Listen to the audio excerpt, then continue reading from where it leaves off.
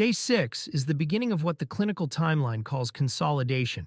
The acute withdrawal period, days 1 through 3, was characterized by maximum physiological turbulence, pharmacokinetic drop, receptor starvation, cardiovascular adjustment, peak craving intensity. Days 4 and 5 were the early neurological rewire, receptor pruning accelerating, dopamine beginning to recover, the brain starting to build new operating patterns without nicotine. Day 6 is when those new patterns begin to stabilize. Tyrosine hydroxylase activity in the ventral tegmental area is now approximately 70 to 80% of normal. Spontaneous dopamine transients in the nucleus accumbens, the random dopamine signals that underlie the experience of natural pleasure, are increasing in frequency. Serotonin receptor density in the dorsal raphe is normalizing.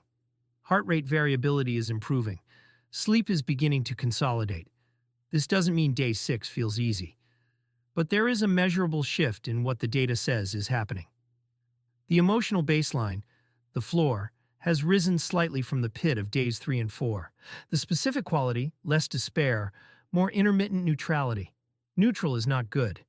But neutral, after days of anhedonia, is progress. This video covers hours 121 through 144. Hour 121. Tyrosine hydroxylase activity is now approximately 70 to 80% of normal. This enzyme drives dopamine production. Its recovery means spontaneous dopamine transients in the nucleus accumbens. The tiny random dopamine signals that make ordinary experiences feel pleasurable are increasing in frequency. You may notice the very first genuine moments of feeling okay. Not euphoric, not motivated, just okay.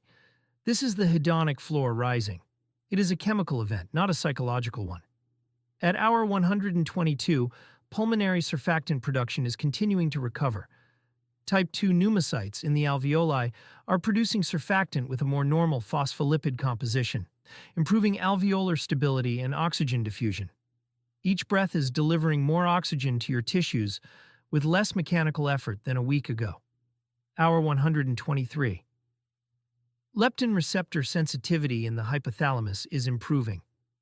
Leptin is the hormone that signals satiety. When you've eaten enough. Without nicotine's confounding effects on the hypothalamic energy homeostasis system, leptin signaling is becoming more accurately calibrated. Hunger and satiety are becoming more reliable indicators of actual physiological need rather than drug withdrawal oral urge. At hour 124, REM rebound is active. Dreams may be vivid tonight, more so than in recent nights. The brain is in active REM compensation mode, recovering the REM sleep deficit accumulated over months or years of nicotine use. If you wake from an intense dream tonight, ground yourself with your immediate sensory environment before reattempting sleep. Hour 125. Adrenal function is normalizing.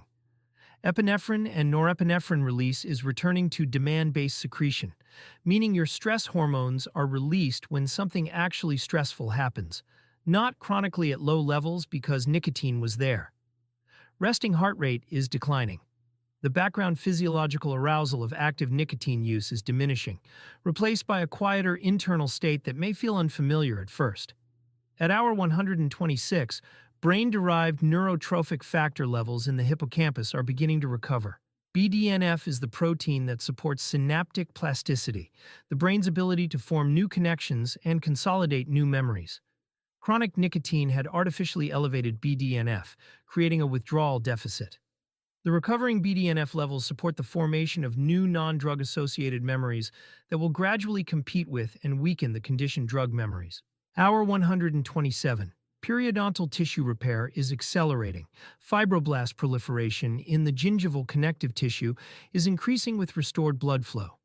These cells produce collagen and extracellular matrix components essential for repairing the periodontal attachment apparatus, the connective tissue that holds teeth in place, damaged by chronic vaping aerosol exposure. If you look at your gums in a mirror today, you may see that they appear more pink and less pale than they were a week ago. This is restored gingival perfusion. It is visible. At hour 128, 5-HT1A receptor density in the dorsal raphe is normalizing. These receptors regulate serotonin release through negative feedback. They are the brain's serotonin self-regulation system. Their recalibration allows more stable serotonergic transmission. The practical consequence, mood swings are becoming less dramatic in amplitude. The highs and lows are closer to the emotional midline. Hour 129. Plasma fibrinogen concentration is decreasing. Fibrinogen is a clotting protein elevated by nicotine-induced hepatic signaling. Lower fibrinogen reduces blood viscosity and the thrombotic tendency that contributes to cardiovascular risk. The blood is becoming less sticky. The risk of inappropriate clot formation is declining.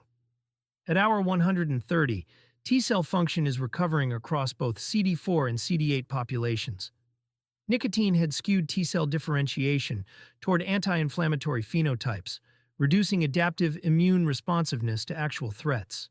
Normal T helper 1 to T helper 2 balance is reestablishing. Your immune system's ability to mount appropriate responses to infections and cellular abnormalities is recovering. Hour 131. Craving frequency has declined to approximately 3 to 4 per day. A specific clinical description of what's changed. The dorsal striatum, which mediates habitual behavior, is beginning to decouple its automatic response from environmental cues associated with vaping. This is the transition from compulsive to voluntary behavior. The neurological difference between an automatic response that overrides deliberate choice and an urge that is present but can be observed without acting on it. Cravings are becoming suggestions rather than commands. Hour 132. Basal progenitor cells in the bronchial epithelium are proliferating and differentiating into new ciliated cells and goblet cells. This regenerative process is replacing the squamous metaplasia, the pathological flattening of cells caused by chronic irritant exposure from vaping aerosols. The abnormal cellular architecture of a chronically inflamed airway is being replaced by normal pseudostratified columnar epithelium. This process is invisible from the outside, but it is measurable in bronchoalveolar lavage studies of people at this cessation stage. New cells that have never encountered vaping aerosol are becoming the majority of your bronchial lining. The airway is rebuilding itself. At hour 133, neuronal cell membranes throughout the brain are incorporating dietary fatty acids more efficiently without nicotine's interference with lipid metabolism. DHA, docosahexaenoic acid, an omega-3 fatty acid, is essential for neuronal membrane fluidity, which affects how easily receptor proteins move within the membrane and how efficiently synaptic vesicles fuse for neurotransmitter release. Every cell in your brain is currently benefiting from improved membrane composition compared to active use. Hour 134. The early afternoon is the highest risk window of the day for relapse. This is not subjective. It is documented in the circadian pharmacology literature. Cortisol follows a diurnal pattern with a natural trough in early afternoon. Combined with a post-lunch glycemic dip, this creates a period of reduced prefrontal executive function. The brain's inhibitory control is at its daily low point in this window, and old habits feel most accessible. Structure this window deliberately. Plan a specific activity for it. The 2 to 3 p.m. slot is the one that most often decides the day. Hour 135. Heart rate variability is improving. HRV, the beat-to-beat variation in time between heartbeats, reflects how flexibly your autonomic nervous system responds to changing demands. Nicotine had reduced HRV by pushing autonomic balance towards sympathetic dominance. As parasympathetic tone increases and the two branches of the autonomic nervous system approach a more balanced relationship, HRV rises. Higher HRV predicts better cardiovascular outcomes and better emotional resilience. Measuring it with a consumer device will show you the upward trend. At hour 136, olfactory receptor neurons in the nasal epithelium are regenerating. These neurons turn over every 30 to 60 days, and the new generation developing now has never been exposed to vaping aerosol. Detection thresholds for common odorants are decreasing, meaning smells you couldn't previously detect are becoming perceptible. The olfactory world is expanding. Hour 137. Hepatic glutathione production is recovering. The liver is no longer depleting this critical antioxidant to metabolize nicotine and its byproducts. Rising glutathione levels enhance systemic detoxification capacity and protect against DNA damage throughout every organ. This systemic antioxidant recovery is one of the most broadly protective changes occurring in your body right now. At hour 138, each craving trigger you experience without using represents an extinction trial. Every time you walk past the spot where you used to vape, every time you finish a meal without reaching for a device, every moment of stress you move through without nicotine, each of these experiences registers in the infralimbic prefrontal cortex as a new inhibitory memory that weakens the conditioned response. The conditioning was built through thousands of repetitions. It is extinguished through hundreds. You are accumulating extinction trials every day. Hour 139. Slow-wave sleep is deepening tonight. The sleep-promoting ventrolateral preoptic nucleus is recovering from nicotine's wake-promoting interference. EEG delta power, the measure of deep slow-wave sleep, is rising. Deep sleep tonight will be more restorative than any night this week. What happens in deep sleep matters at a molecular level.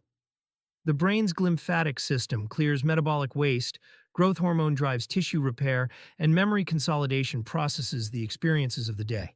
Tonight you get more of all of it. Hour 140. 140 hours of cessation represents approximately 2,800 inhalations of vaping aerosol avoided. This represents avoidance of measurable quantities of acrolein, formaldehyde, nickel, chromium, and lead nanoparticles that would have deposited in pulmonary and cardiovascular tissue. Each inhalation delivers a dose of these compounds directly to alveolar tissue and, from there, into systemic circulation. The accumulation avoided over 140 hours is not trivial. At hour 141, the kynurenine pathway of tryptophan metabolism is rebalancing. Tryptophan is the amino acid precursor to serotonin. Nicotine had shifted its metabolism toward the production of quinolinic acid, a neurotoxic metabolite that contributes to neuroinflammation. With that metabolic shift reversed, more tryptophan is now being converted to serotonin, rather than toxic byproducts. Evening mood should feel more stable than in the previous days. Hour 142. Capillary endothelial cell junctions are tightening across multiple vascular beds. Nicotine had increased microvascular permeability by disrupting VE-cadherin complexes, the molecular rivets that hold endothelial cells together at the junction between them.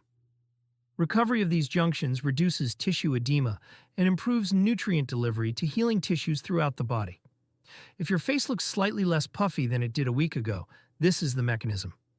Hour 143. Dim light melatonin onset. The timing of when your pineal gland begins producing melatonin in the evening is shifting back toward its physiological position. The circadian phase relationship between melatonin onset and your preferred sleep time is becoming more aligned. Sleep tonight should feel less adversarial. The body is beginning to cooperate with the desire to rest. 144 hours, 6 full days without nicotine. The clinical data for this milestone: an estimated 40 to 50% of surplus nicotinic acetylcholine receptors have been pruned. Dopamine synthesis is at approximately 75 to 80% of normal. Cravings average 3 to 4 per day. Sleep architecture is normalizing with active REM rebound. The autonomic nervous system is approaching a stable non-nicotine equilibrium. You are 1 day from 1 week. In cessation research, the 1-week threshold is a clinically significant marker.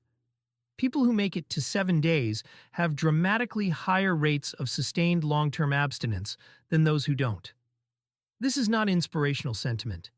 It is documented epidemiological data from cessation trials. The 1-week mark represents sufficient neurological adaptation that the acute withdrawal is functionally resolved, and the craving frequency is low enough that maintenance strategies become viable. Tomorrow is that threshold. Tonight, your brain is doing molecular work in your sleep that directly supports what happens tomorrow. Day 7.